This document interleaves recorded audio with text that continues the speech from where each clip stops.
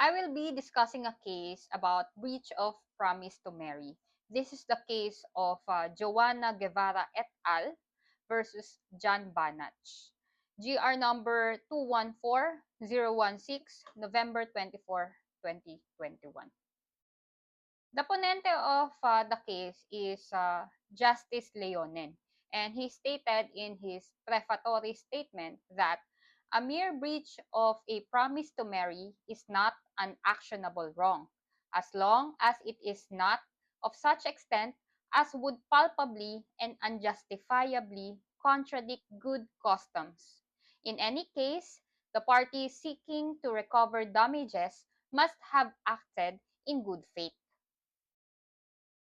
The Supreme Court here resolves a petition for review on certiorari, assailing both the decision and resolution of the Court of Appeals, which reversed the regional trial court decision in finding that Joanna Guevara is liable to John Banach for damages arising from a breach of promise to marry.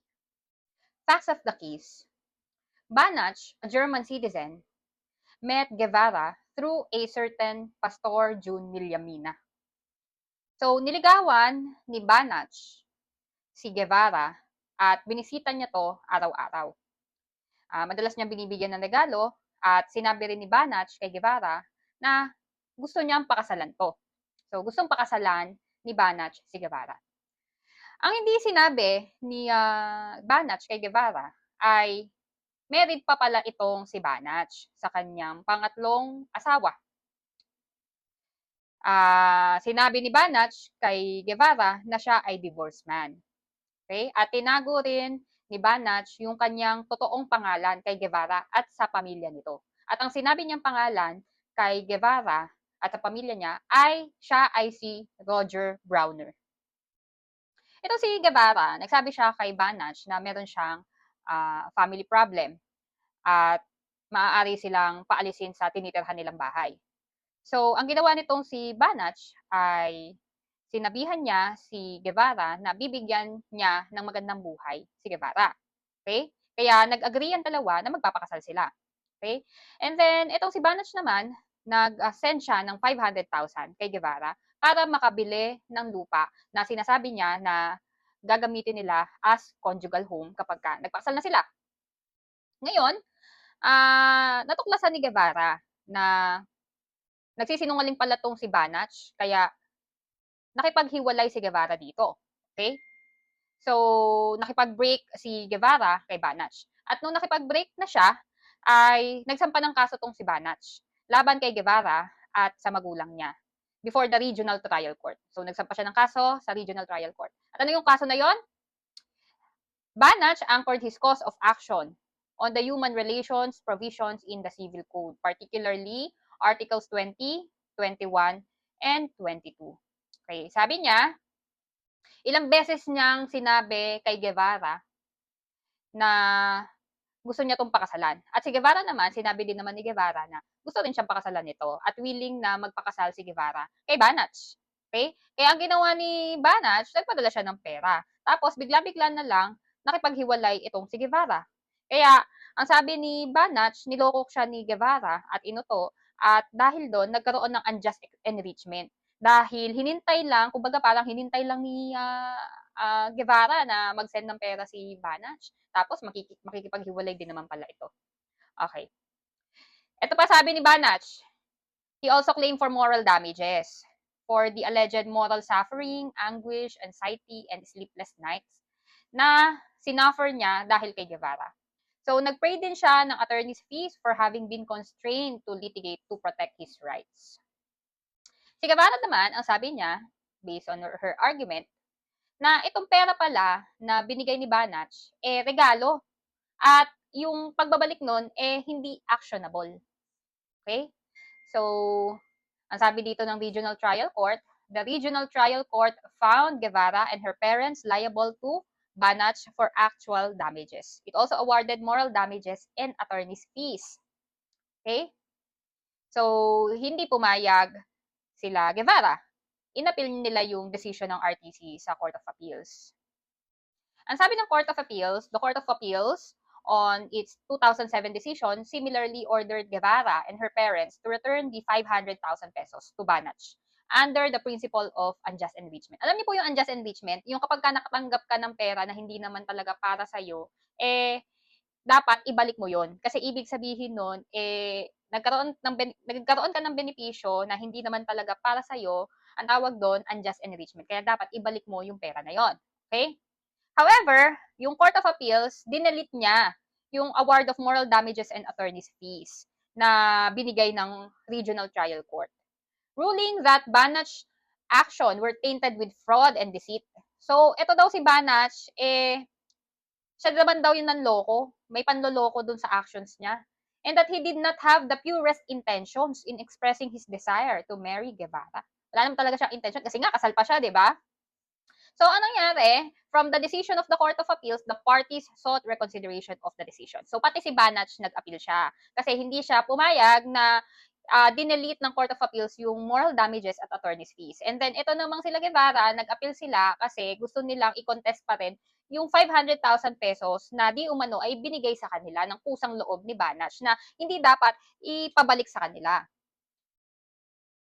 Okay, ang main issue na i-resolve dito ng Supreme Court ay whether or not the order to return the 500,000 pesos is proper. Okay, so yan yung issue. And the ruling of the Supreme Court is that the petition of Guevara na dapat hindi ibalik yung 500,000 pesos dahil kusang loob yon na ibinigay ni Banach. At walang basehan sa batas para ibalik yung 500,000 na yun. So, ito yung ni-raise na question ng petitioner na si Guevara. Okay? Petitioner Guevara insists that either the law on natural obligations or the doctrine on breach of promise to marry is applicable. She anchored her claims on laws and doctrines that supposedly bar the return of the money. She insists that the 500,000 pesos was a gift, the return of which is not actionable. So, para sa kanya, hindi dapat ibalik na yung 500,000 pesos na yun kasi bigay nga sa kanya yun eh. So, anong sabi ng Supreme Court dito? So, ginrant ng Supreme Court yung petition ni Guevara na huwag nang ibalik yung 500,000 pesos. Bakit? So, ito yung ruling ng Supreme Court. The crux of the matter is whether there is legal basis to order the return of 500,000 pesos that respondent gave petitioner for their supposed conjugal home. Ito yung sabi ng Supreme Court, ha? So, ang sabi ng Supreme Court, under our laws, a breach of promise to marry is not actionable. Consistent naman yung ruling dyan ng Supreme Court. Breach of promise to marry is not an actionable wrong. Okay? So, sinabi ng Supreme Court na yung doctrine na yon na nakakasabi ko lang ay una na nilang sinabi sa kaso ni Hermosissima versus Court of Appeals at ni-reiterate sa kaso ni Estopa versus Piansay at Bach versus Court of Appeals.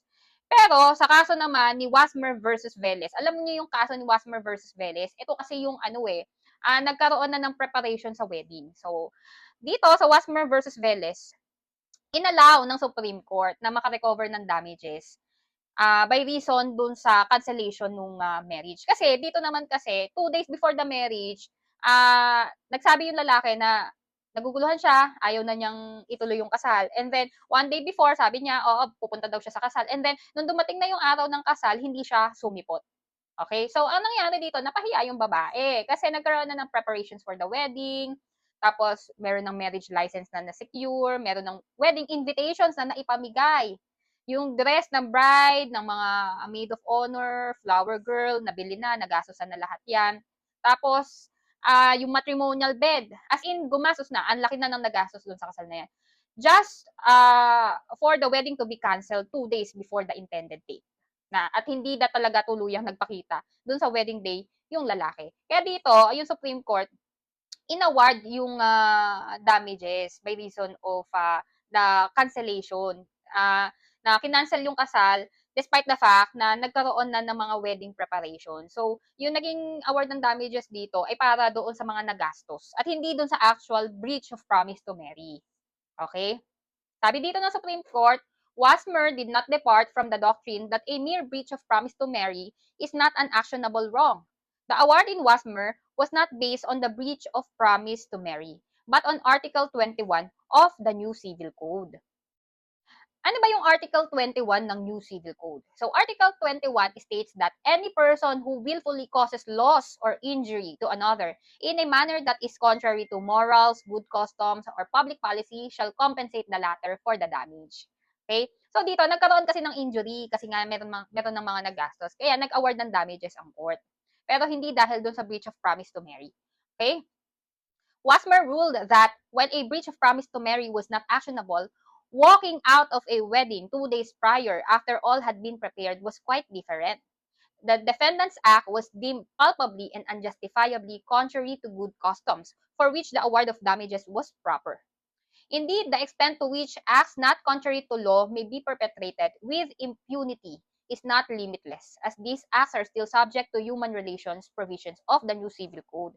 So, sa human relations, kailangan fair tayo lagi at we should always act in good faith. Okay? Now, dito sa kaso na to, ang sabi dito ng Supreme Court, the case is different. Here, the petitioner called off the engagement after Guevara discovered that Banach was lying. Naniloko siya ni Banach. Nakasal pala si Banach. Eh, ang sabi ni Banach, hindi, divorce siya. Okay? Tapos nalaman ni Guevara na, ay, hindi pala divorce. Kasal pa rin pala.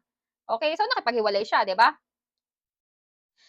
As the Court of Appeals found, respondents' actions, so yung action ni Banach, were tainted with fraud and deceit. So, nanloko si Banach kasi. He did not have the purest intention in marrying petitioner. He lied about his marital status and even hide his true name from the petitioner. This act sufficed to justify the wedding's cancellation. Finding out that one's betrothed is still married to another person and that they are not who they say they are reasons enough to conclude bad faith. So, may bad faith si Banach na tama lang din na justifiable yung reason ni Guevara kung bakit siya tumalikod dun sa pangako nila na magpapakasal sila, 'di ba? Okay? So, ang sabi pa dito ng Supreme Court, actually nagkaroon dito ng discussion about dun sa bakit binura yung provision about claiming damages for breach of promise to marry. Dati kasi, before the passage of the new civil code, sa Spanish code, merong pwedeng mag-claim ng damages by reason of breach of promise to marry. Tapos tinanggal yun dun sa new civil code, dun sa provision na after nun. Okay? Sabi dito ng Supreme Court, an individual has the autonomy to choose whom to marry or whether to marry at all. They must be free to make that choice without any fear of legal retribution or liability. The decision on whether to marry is one that should be freely chosen without the pressure of a possible civil suit should a person realize that their intended partner is not right for them. We recognize instances when the breach of one's commitment in an intimate relationship is a consequence of their realization that marriage may not be the wisest path they could take given their circumstances. So, yan daw. So, sabi ng Supreme Court, kung ayaw talagang magpakasal, eh hindi nila mapipilit. Hindi pwedeng magkaroon ng civil suit because of that, na na-realize niya na ayaw na niyang pakasalan. For this reason, litigation to the sorrows. Ito sabi ng Supreme Court, litigation to the sorrows caused by a broken heart and a broken promise must be discouraged. So, the dispositive portion of the Supreme Court states that wherefore the petition is granted. So, ginrant yung petition ni Guevara na hindi siya dapat pagbayarin ng 500,000. The award of actual damages worth 500,000 pesos is deleted. So, iyan yung naging ruling ng Supreme Court. Okay? Sabi ng Supreme Court dito, may autonomy tayo para mamili kung sino yung gustong pakasalan natin at hindi pakasalan. At hindi dapat tayo makasuhan ng dahil doon sa pagpili natin na yan. So, yan po ang decision ng Supreme Court about breach of promise to marry. So, I hope you learn from it. Thank you.